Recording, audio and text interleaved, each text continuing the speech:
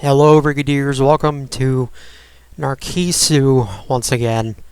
It's been 3 years since I completed the first story, and now it's time to begin the prequel, Narcissu Side Second. Or actually, it's time to restart the prequel, since I did one episode and never went ahead with it. So, we're going to do Narcissu Side Second, which is actually a prequel to the first one. Okay. Unvoiced, of course. And let's begin with the prologue.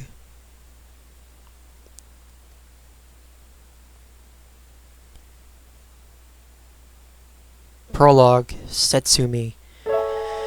In front of the outpatient reception desk on the first floor, spread on the floor, many colors of plastic tape. Red, blue, green. They led the way to various departments. Out of those, I followed the white tape. Walking about 30 meters, on the right, the shop comes into sight.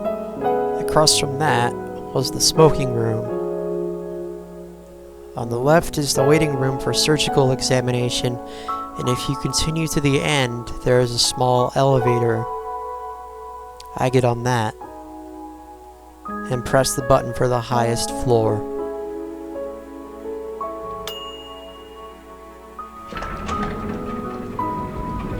The 7th floor. Before my eyes was the nurses' station. Altogether, some nurses looked this way, but once they recognized me, their eyes turned back. As if they saw nothing, they returned to their work. A high ceiling, windows that only opened 15 centimeters. Here, it was a white, well-lit, sterile place. And I head towards the lounge at the end of the hall on the left. A large television, a long couch. Decorating the windowsills were a number of flowers. Fitting the summer, the mini sunflowers in vases and the gerbera daisies in flower pots were blooming colorfully. Those are all familiar things. How many years has it been since I've come here? What's different from then are my clothes, changing from sailor uniforms to pajamas. Besides that, the bracelet on my hand, from blue to white, was just about the only other change. You. Turning back towards the voice that called, it was a middle-aged lady I don't know. Her pajamas and bracelet colors say she's a resident of this place. Are you visiting someone, or a patient from another floor? That's not it. While shaking my head, I show my own bracelet. Ah, I see. The lady replied uncomfortably. I felt the nuance behind those words. It's so young. What a shame. Of course, I've had similar experiences, so often it was tiring. I haven't lived almost 10 years like this for nothing. It was just, never thought to have a fellow resident of the 7th floor also turn eyes of pity towards me. By the way, which time are you on? What's this? For here, coming to the 7th floor. For an instant, I had no idea what she was asking. But before I could ask a new question, it looks like this is your first. With that, she just up and acted like she understood the situation. Well, then I'll teach you too, so listen well, okay? First, in this place called the 7th floor, even though I hadn't replied, the lady just continued speaking. There is no 4th time. The third time you're admitted is the last, so prepare yourself. When you want to run away, head not to Station A, but to Station B. Don't eat anything. It places the least burden upon your family. She spoke about such things, and I was made to hear other things that would give one pause. Most likely it was something only the residents of this 7th floor, only those who were headed towards death, continued passing on. So, you understand? Once the lady finished her broad explanation, somehow, I thought her complexion looked better. Phew. To tell someone young like you, it's upsetting. But this is also a rule, so don't be angry, okay? With that, the lady left the lounge. Her parting words were, "You tell new people too, okay?" Burning sunlight and the sound of cicadas. A summer sky seen from windows that can't open more than 15 centimeters. Today also looked like it would be a hot day. Many years since I've come to the 7th floor. The first that I've come as a resident of this place. And the rules I had been taught, in practice, they were probably passed down only through those that resided here. But a number of them I had already known. Maybe it was since that day. The fact that I would face a day like today, I might have had a premonition of it.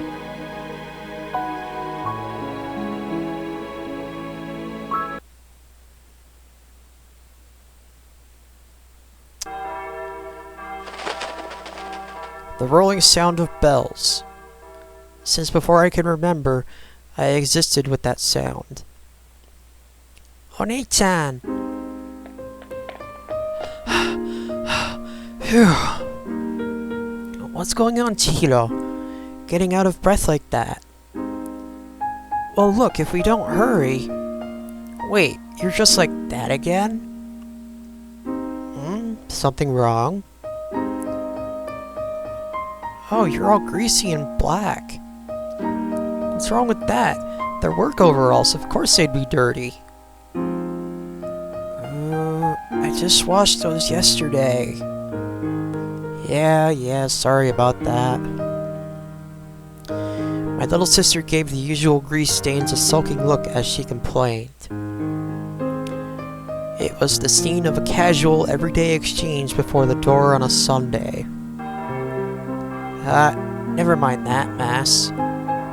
Mass, if we don't hurry, we'll be late. Oh, it's that time already. Come, hurry and change, and let's go to the church, okay? Yeah, I think I'll pass.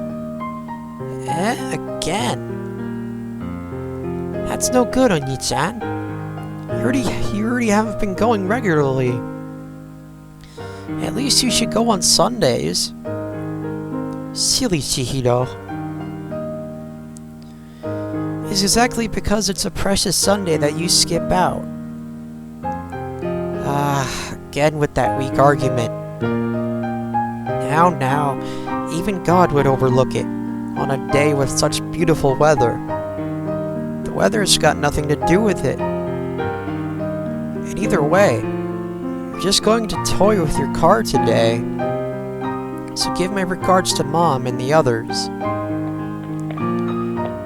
Hey, Oni-chan!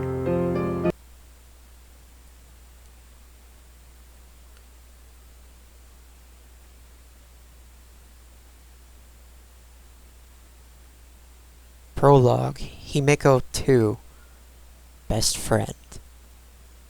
A loud clattering rises in the garage next to the house as I strongly raise the shutters. Alright, shall we get started today? Perhaps because it was closed off, the garage was stiflingly hot. Immediately, I turned towards my beloved car under maintenance, purchased just a month earlier.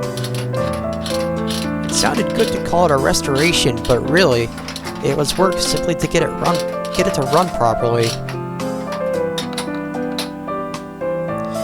First, instead of calling the chassis retro, the word scrap would fit better. Such was the age and condition of the car. However, thanks to that, I've lately been spending the weekends inside this garage. Someone knocked. Himeko, you around?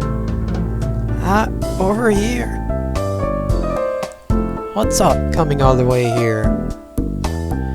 Yeah, well, I happened to come nearby, so I stopped over along the way. Hey, what's with you? You're all black.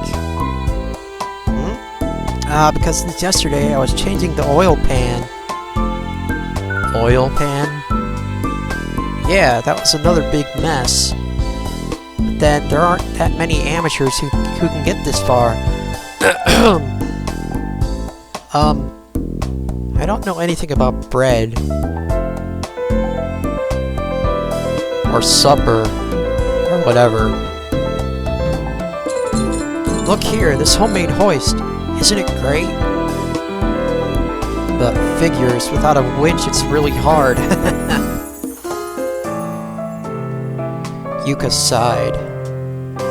You know, Himeko, it's fine to love cars and all, but a young girl to get all black and be in the garage regularly, what do you think about that? You think that's strange? I don't have to think. It is strange. Well, that's fine, isn't it? You know, for me, instead of frilly clothes like you, Yuka, I like what I have here. Yeah, you've been like this for ages, that's true. She replied in a weary voice. Her name was Yuka. She also lived nearby, and from long ago, we often spent time together. However, our interests and personalities were polar opposites, and yet, we got along for some reason. It might have been exactly because our interests and personalities were different that we got along.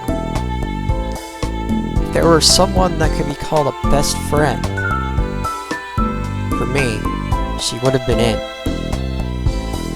But still, Himeko, you're quite the eccentric, aren't you? Using your first paycheck on such a beat-up car. Hey, it's not a beat-up car. Call it a Eunice. And even though it's old, this model's quite popular, you know. Oh, really now? And because of this, all the way until winter bonus time, it's lone hell. And now, how about you hurry up and fix it? Take me for a drive.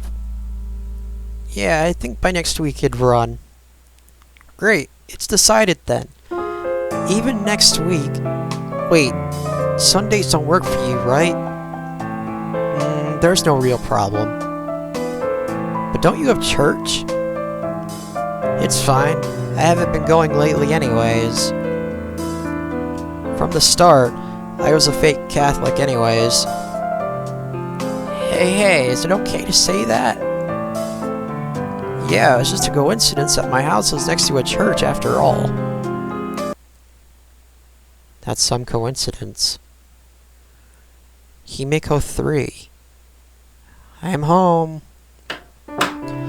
Door opened and closed. Welcome home. You've been out quite late, Chihiro.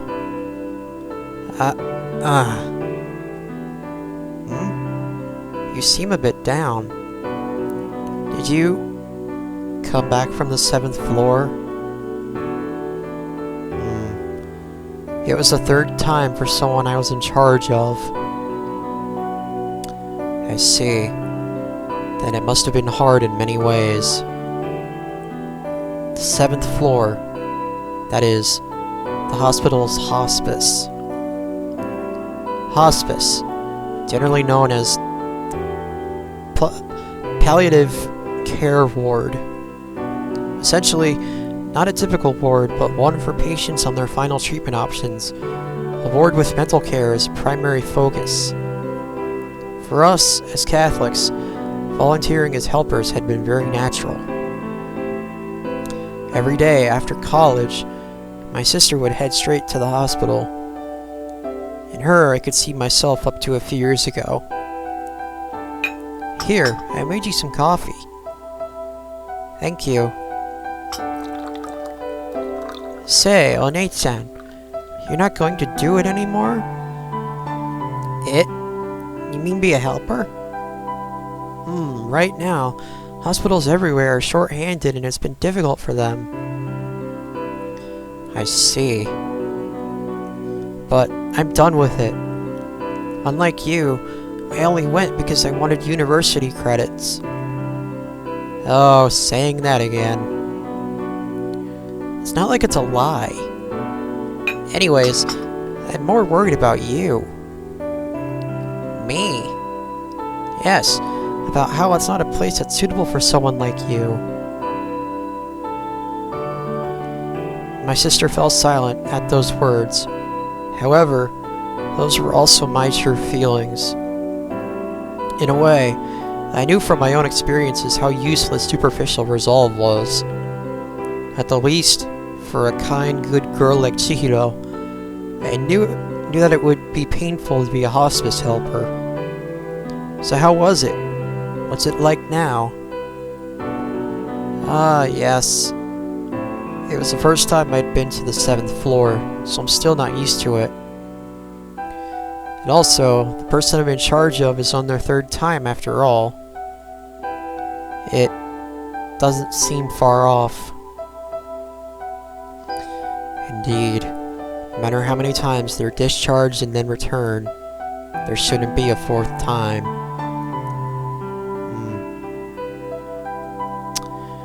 That wasn't something that the hospital publicly said. But even without saying, if you were involved with the place, you'd learn it whether you liked it or not. Say, Onei-chan. God, what exactly is he doing, I wonder? Who knows? He's probably busy.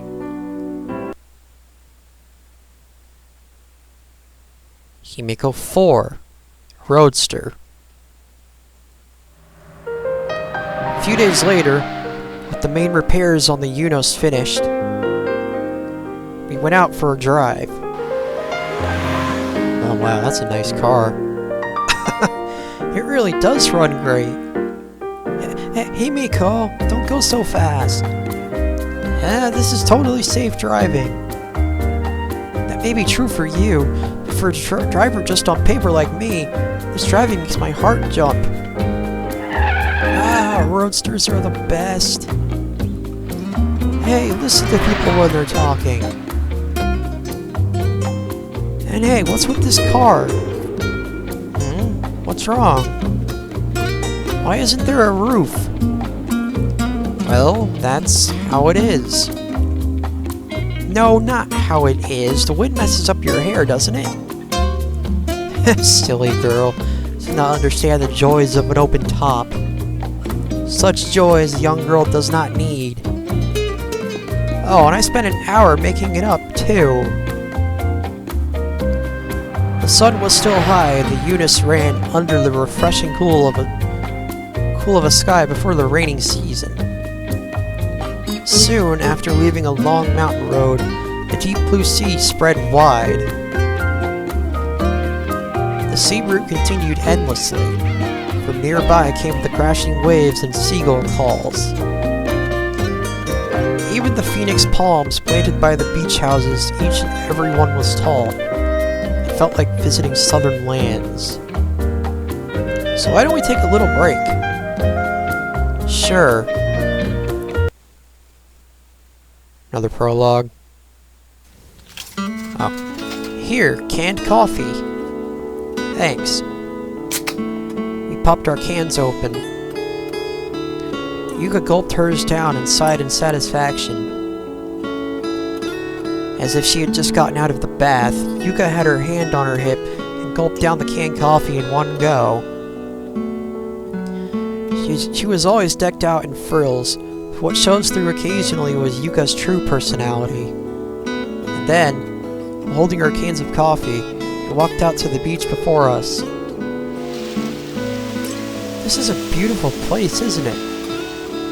Yeah, the salt air feels good. There's no one around. Himeko, it's amazing that you knew of this place. Yeah. Though I have no clue where this is. Come again? No, exactly as the words mean. Wait a second. Why is it that you, the one who is driving, have no clue?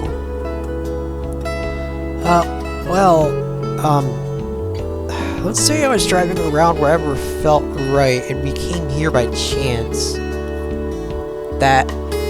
Do you mean all this time you've been driving just wherever whim took you? Well, something like that. I don't believe this. And I'm worried about whether we'll be able to get back, but the fact that I went along with this driving for a whole day, I don't believe myself. Now, we'll manage. Probably. And then, we spread out some newspaper on the beach and started to eat the lunch we bought at a convenience store along the way. To be honest, bringing our own lunches would have fit better. But both of our best dishes, hard-boiled eggs, couldn't be called extravagant. At the least, we should have brought a sheet. But you know, Himeko. What is it? If you don't have a navigation system, at least get yourself a map. But you know, I like this carefree feel too. Well then at least stop with that look.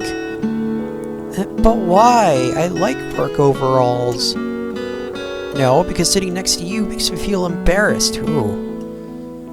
That's a bit harsh. Psst, but it's functional, you know. Instead of function, put form first. While we chatted, the two of us continued to eat our lunches. Pines swayed in the salt breeze, and the large phoenix palm stood tall. Occasionally, seagulls came near. Though it was such an utterly perfect place, how should I say, the image of the newspaper mats, Yuka's frilly clothing, my work overalls, it was all so out of place it was laughable. Say, let's come again next week. No. Wow, instantly rejected. Indeed. Well, isn't it sad that each and every week it's only two girls going out together for drives? Well, this is a car for two people after all. That's not the problem, is it?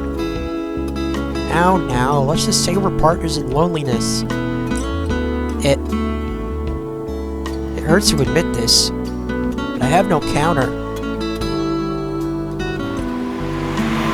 Around when the sun that had been so high was gazing over and everything that could be seen was dyed orange.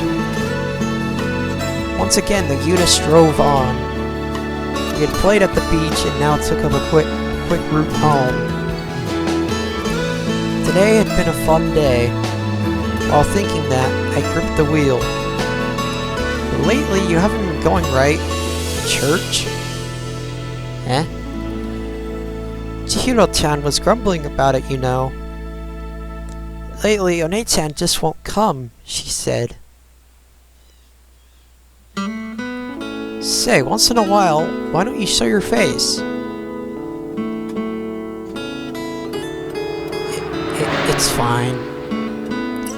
And didn't I say before that from the start I was a fake Catholic? That's why it's fine. Himeko. So it's decided that next week we're going for a drive again, right? And this time we don't have to bring lunches. And this time, why don't we bring lunches? And let's shoot for getting farther than today. Yuka sighed. Fine, I get it. There's just no helping you, so I'll come along. Thank you, just like a best friend.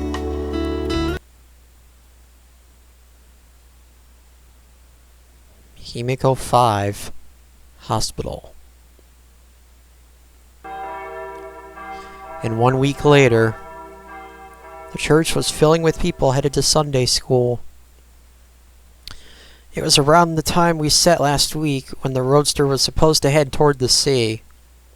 My figure was found atop a hospital bed. Here, One-chan, the apple's peeled. Thank you. You eat too. You like them, don't you? Yeah. A brief knock and the door opened. Phew, so heavy. Himiko, look. I bought them for you. Sorry, but the shop downstairs didn't sell those magazines. I don't really mind, but next time could you make them lighter books? And stop with the books for obsessed maniacs, okay? Taking them to the register was embarrassing. I think Motorcyclist and American Car Magazine are perfectly normal magazines. Well, to me they aren't. Now, the two of you. This is a shared room, so you shouldn't be so rowdy. Oh, that's right. Sorry. Two people who came to visit me. Nothing needed to be said about Chihiro, but even looking like this, Yuka had been the first to rush over. Even before, when I'd be in bed with a cold, complaining all the while, she'd be at my side taking care of me. She wasn't the most true to herself, but really was very kind. That was my best friend. And that friend was hungrily eating. It's delicious, isn't it, this melon? Hey, you're the one that's visiting, don't gobble it all up. Why not? There's plenty. But yeah, when I suddenly heard you were admitted to the hospital, I was surprised. I was surprised too, One-chan. And yet, when I rushed over to see, I was so lively. What a disappointment. Hey, you shouldn't be saying that. But everyone was making that kind of face. Speaking of which, Chihiro-tan, what about everyone else? Yeah, lots of people from the company came. They left just before. By the way, the only person to come empty-handed was you. Quiet, you. I bought those weird books for you, didn't I? That was an errand that I most definitely gave you the money for. You can't really call that a visiting gift, right? Always with the little details. But you know, it really is a happy thing to have even people that you see every day come like this to visit. And Himiko, they bring you melons too. Oh well, maybe once in a while being sick isn't so bad.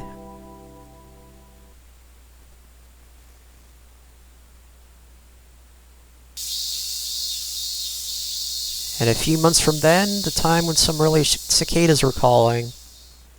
In the spring, the visitors came almost every day, but it was now the time where they rarely came.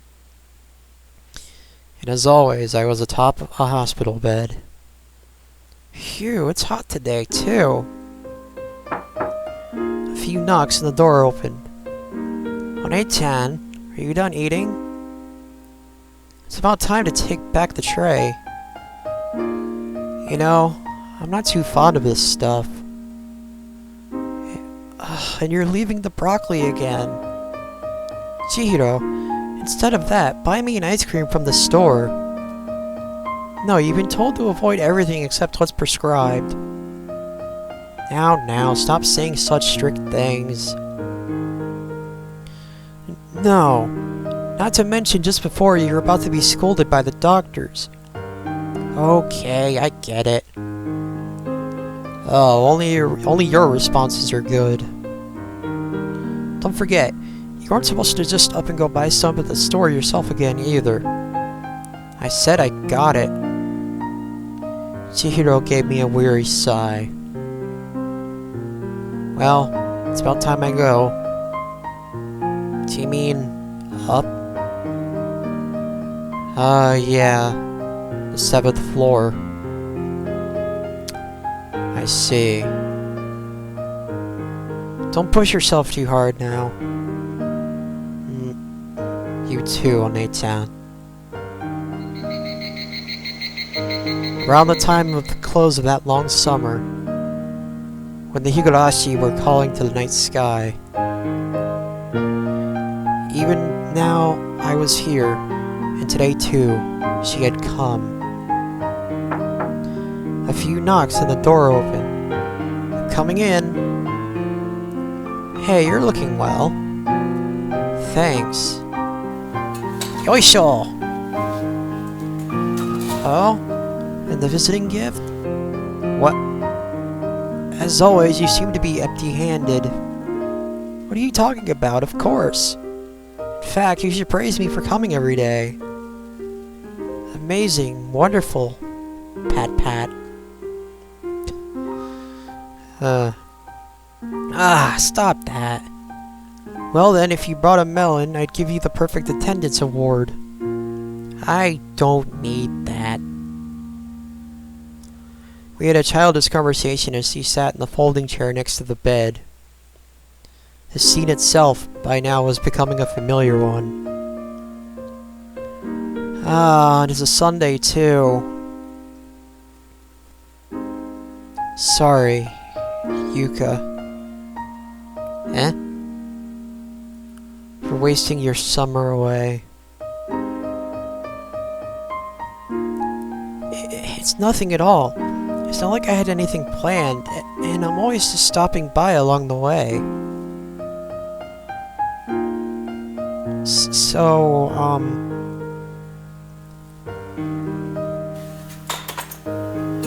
Oh, just hurry up and get better. I'll go driving or whatever with you again. So,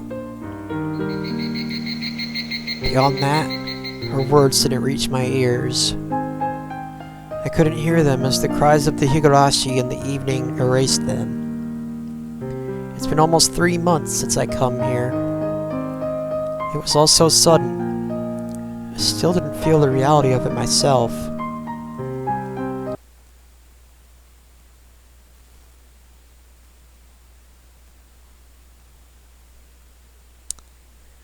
And that will do it for the first episode of Narcissu Side Second. If you enjoyed the first part of this story, consider leaving a like. And if you want to see more of this, or hear more of this, or anything else I have to offer, subscribe and join the Wheeler Brigade. But until next time, be safe and keep on rocking.